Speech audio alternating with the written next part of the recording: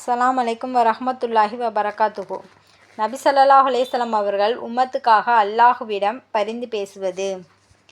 அல்லாஹு தஆலாவிடமிருந்து ஒரு மலக்கு என்னிடம் வந்தார். எனது உம்மத்தில் பாதியை சொர்க்கத்தில் நுழைய வைப்பது அல்லது அனைவருக்காகவும் பரிந்து பேசும் உரிமையை எனக்கு வழங்குவது ஆகிய இரண்டு காரியங்களில் ஒன்றை தேர்ந்தெடுத்து கொள்ளும்படி அல்லாஹுடைய புறத்திலிருந்து அனுமதி வழங்கப்பட்டுள்ளதாக சொன்னார். ஒவ்வொருவரும் விடுபடாமல் முஸ்லிம்கள் அனைவரும் பயனடைய நான் அவர்களுக்காக பரிந்து பேசும் உரிமையை தேர்ந்தெடுத்து கொண்டேன். ஆகவே அல்லாஹு தஆலாவுக்கு இணை வைக்காத நிலையில் மரணித்தவருக்கு என்னுடைய பரிந்துரை உண்டு என்று ரசூலுல்லாஹி ஸல்லல்லாஹு அலைஹி வஸல்லம் அவர்கள் அருளியதாக ஹஸ்ரத் அவ்ஃப் இப்னு மாலிகுல் அஸ்ஜஇ ரலியல்லாஹு அன்ஹு அவர்கள் அறிவிக்கிறார்கள். திர்மிதி. நபி ஸல்லல்லாஹு அலைஹி வஸல்லம் அவர்கள் அருளியதாக ஹஸ்ரத் அனஸ் இப்னு மாலிக் ரலியல்லாஹு அன்ஹு அவர்கள் அறிவிக்கிறார்கள். கியாமத் நாளில் பீதியினால் ஜனங்கள் ஒருவர் இன்னொருவரிடம் ஓடிக்கொண்டிருப்பார்கள். இந்நிலையில் ஹஸ்ரத் ஆதம் அலைஹிஸ்ஸலாம் அவர்களிடம் வந்து தாங்கள் தங்கள் இரட்சகனிடம் எங்களுக்காக பரிந்து பேசுங்கள் என்று வேண்டுவார்கள். இதற்கு தகுதியானவன் நான் அல்ல. நீங்கள் ஹஸ்ரத் இப்ராஹிம் அலைஹிஸ்ஸலாம் அவர்களிடம் செல்லுங்கள். அவர் அல்லாஹு தஆலாவின் நண்பர் என்று சொல்வார்கள். மக்கள் ஹஸ்ரத் இப்ராஹிம் அலைஹிஸ்ஸலாம் அவர்களிடம் செல்வார்கள். அவர்கள் நான் இதற்கு தகுதியற்றவன். ஆயினும் நீங்கள் ஹஸ்ரத் மூசா அலைஹிஸ்ஸலாம் அவர்களிடம் செல்லுங்கள். அவர் கலிமுல்லா அல்லாஹு தஆலாவிடம் பேசுபவர் என்று சொல்வார்கள். மக்கள் ஹஸ்ரத் மூசா அலைஹிஸ்ஸலாம் அவர்களிடம் செல்வார்கள். அவர்களோ நான் இதற்கு தகுதியற்றவன். என்றாலும் நீங்கள் ஹஸ்ரத் ஈசா அலைஹிஸ்ஸலாம் அவர்களிடம் செல்லுங்கள். அவர் ரூஹுல்லா கலிமத்துல்லா என்று சொல்வார்கள். மக்கள் ஹஸ்ரத் ஈசா அலைஹிஸ்ஸலாம் அவர்களிடம் செல்வார்கள். ஹஸ்ரத் ஈசா அலைஹிஸ்ஸலாம் அவர்கள் நான் இதற்கு தகுதியற்றவன். நீங்கள் ஹஸ்ரத் முஹம்மது நபி ஸல்லல்லாஹு அலைஹி வஸல்லம் அவர்களிடம் செல்லுங்கள் என்று கூறுவார்கள். எனவே அம்மக்கள் என்னிடம் வருவார்கள். மிகவும் நன்று, பரிந்து பேசும் உரிமை எனக்கு வழங்கப்பட்டுள்ளது என்று சொல்வேன். அதன் பிறகு நான் எனது ரப்பிடம் அனுமதி கேட்பேன். அனுமதி கிடைத்துவிடும். இப்பொழுது சொல்ல இயலாத புகழ் வார்த்தைகளை அல்லாஹு தஆலா எனது உள்ளத்தில் அந்நேரத்தில் உதிக்கச் செய்வான். நான் அந்த வார்த்தைகளால் அல்லாஹு தஆலாவை புகழ்ந்த வண்ணம் சஜிதாவில் வீழ்ந்து விடுவேன். முஹம்மதே, தலையை உயர்த்துவீராக. சொல்லுங்கள், உங்களின் பேச்சை கேட்கப்படும். கேளுங்கள், கொடுக்கப்படும். சிபாரிசு செய்யுங்கள், உங்களுடைய பரிந்துரை ஏற்றுக்கொள்ளப்படும் என்று சொல்லப்படும்.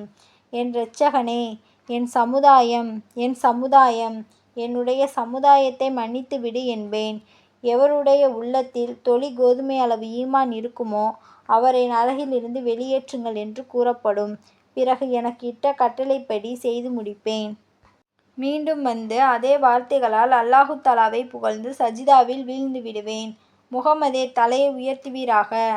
சொல்லுங்கள், கேட்கப்படும். கேளுங்கள், தரப்படும். உங்களின் பரிந்துரை ஏற்றுக்கொள்ளப்படும் என்று சொல்லப்பட்டதும் என் இரட்சகனே, என் உம்மத் சமுதாயம் என் உம்மத் சமுதாயம் என்று கூறுவேன். என்னை நோக்கி செல்வீராக. எவரது உள்ளத்தில் கடுகளவு ஈமான் உள்ளதோ அவரையும் வெளியேற்றுவீராக என்று சொல்லப்படும். நான் சென்று எனக்கு இட்ட கட்டளைகளை செயல்படுத்துவேன். மீண்டும் வந்து அதே வார்த்தைகளால் அல்லாஹு தஆலாவை புகழ்ந்து சஜிதாவில் வீழ்ந்து விடுவேன். முஹம்மதே, தலையை உயர்த்துவீராக. சொல்லுங்கள், கேட்கப்படும். கேளுங்கள், தரப்படும். நீங்கள் பரிந்துரைப்பதை ஏற்றுக்கொள்ளப்படும் என்று சொல்லப்படும். என் இரட்சகனே, என் உம்மத் என்பேன். முஹம்மதே, யாருடைய உள்ளத்தில் கடுகளவை விடவும் குறைந்த அளவு ஈமான் உள்ளதோ அவரையும் வெளியேற்றுங்கள் என்பதாக கூறப்படும். நான் சென்று எனக்கு இட்ட கட்டளையை செயல்படுத்திவிட்டு 4வது முறையாக திரும்பி வருவேன். பிறகு அதே வாசகங்களால் அல்லாஹு தஆலாவை புகழ்வேன். முஹம்மதே, தலையை உயர்த்துவீராக. சொல்லுங்கள், உங்கள் பேச்சு கேட்கப்படும். கேளுங்கள், தரப்படும். பரிந்து பேசுங்கள், ஏற்றுக்கொள்ளப்படும் என்று எனக்கு சொல்லப்படும்.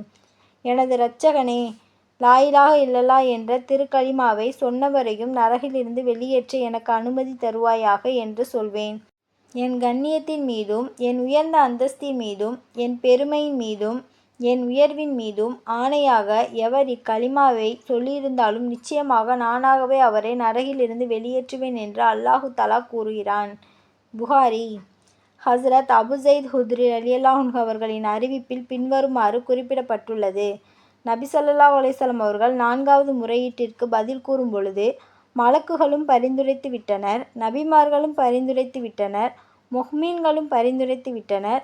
இப்பொழுது அர்ஹமுர் ராஹிமீனை தவிர வேறு யாரும் மீதமில்லை என்று கூறிவிட்டு அல்லாஹு தஆலா எம்மக்கள் இதற்கு முன் எப்பொழுதும் நல்லமல்கள் செய்ததே இல்லையோ, மேலும் நரகத்தில் வெந்து கரிக்கட்டையை போன்றிருப்பார்களே, அத்தகையோர்களிலிருந்து கைப்பிடி அளவு நபர்களை நரகிலிருந்து வெளியேற்றுவான்.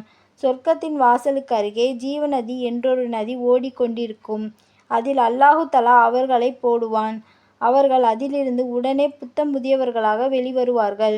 வெள்ளப்பெருக்கின் கூலங்களில் நீரும் எருவும் கலப்பதால் விதை முளைத்து வருவது போல அவர்கள் பசுமையாக முளையிட்டு வெளிவருவார்கள்.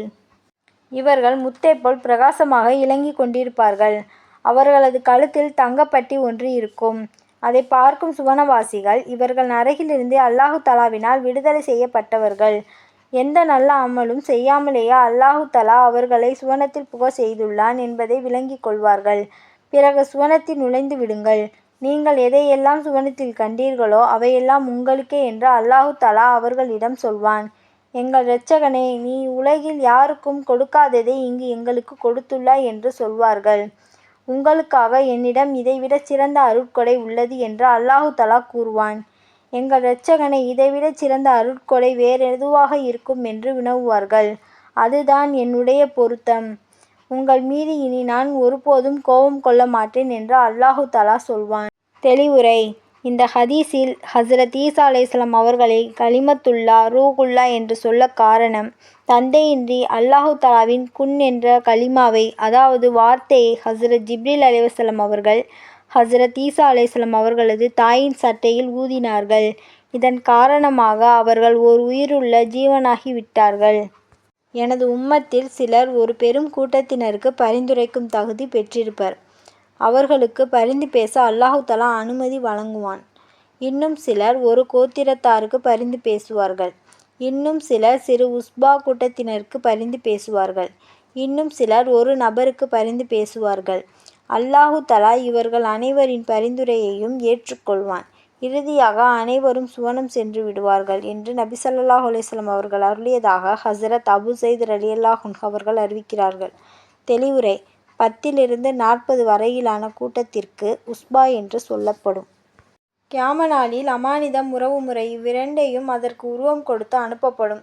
இவ்விரண்டும் தன்னை பேணியவர்களுக்காக பரிந்து பேசவும், பேணாதவர்களைப் பற்றி முறையிடவும் சிராத்தல் முஸ்தகீம் பாலத்தின் வலது இடது புறமாக நின்று கொள்ளும். உங்களில் முதல் கூட்டத்தினர் அப்பாலத்தை மின்னல் வேகத்தில் கடந்து செல்வார். இந்த ஹதீஸின் அறிவிப்பாளர் கூறுகிறார்: நான் நபி ஸல்லல்லாஹு அலைஹி வஸல்லம் அவர்களிடம், எனது தாயும் தந்தையும் தங்களுக்கு அர்ப்பணமாகவும் மின்னலைப் போன்று எவ்வாறு வேகமாக கடப்பார்கள் என்று வினவினேன். மின்னல் கண்ணிமைக்கும் நேரத்திற்குள் சென்று திரும்பி விடுவதை நீர் பார்த்ததில்லையா என்று கேட்டார்கள். அதற்கு பிறகு கடந்து செல்பவர்கள் காற்றைப் போன்ற வேகத்தில் கடந்து செல்வார்கள். அதற்கு பிறகு பறவையின் வேகத்தில் கடப்பர். அதற்கு பிறகு வேகமாக கடப்பவர்கள் ஓடும் வாலிபர்களின் ஒட்டகத்திற்கு ஏற்ப அப்பாலத்தை கடப்பார்கள். ஆக ஒவ்வொருவரின் வேகமும் அவர்களுடைய அமல்களுக்கேற்றவாறு இருக்கும். மேலும் உங்களது நபி ஸல்லல்லாஹு அலைஹி வஸல்லம் அவர்கள் பாலத்தில் நின்று கொண்டு, எனது இரட்சகனே, அவர்களை ஈடேற்றம் பெறச் செய்வாயாக என்று கூறிக்கொண்டிருப்பார்கள். அவர்களில் சிலர் தமது குறைவான செயல்களின் காரணமாக சிராத்தல் முஸ்தகீம் பாலத்தை நடக்க சக்தியற்று தவழ்ந்தவர்களாக செல்வார்கள். அப்பாலத்தின் இரு பக்கமும் இரும்பு கொக்கிகள் தொங்கவிடப்பட்டிருக்கும். அவர்களை பிடிக்கும்படி அவைகளுக்கு கட்டளையிடப்படும். அல்லாஹ்வின் ஆணைப்படி அவைகள் சிலரை பிடித்து கொள்வதால் சிராய்ப்புடனும் அவர்கள் ஈடேற்றம் பெற்றுக் கொள்வார்கள். இன்னும் சிலர் நரகத்தில் தள்ளிவிடப்படுவார்கள்.